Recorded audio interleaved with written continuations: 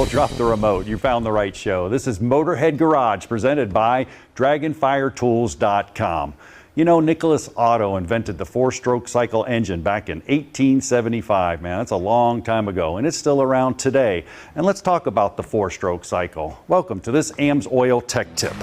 When it comes to the four-stroke cycle, well, there it is. You can see the piston's on its way down. That's stroke number one, called the intake stroke. The intake valve's open, and the air-fuel mixture is being drawn into the cylinder. Then it's on its way up. Well, that's the compression stroke. It's squeezing that fuel. It's getting ready to combust. Once it combusts, well, that's the power stroke. You see the third one over there? That's when it actually happens. Bang! Pushes that piston down. The piston's moving down. And then the last stroke, it's on its way back up. And it's on its way back up. That exhaust valve has to open. And when that opens, all the exhaust comes out of there. Now, along with that four-stroke cycle, you have some wear issues that are going on. You see the first graphic right there? We're talking about 4,500 degrees inside of that cylinder.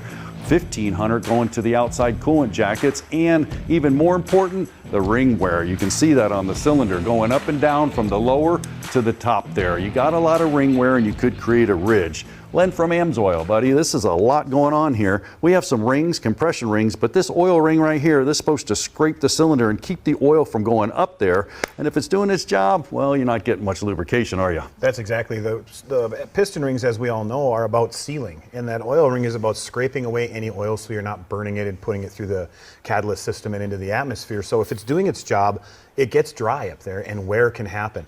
So one of the good ways to bring in some lubrication is in the fuel. And you can do that with a fuel additive.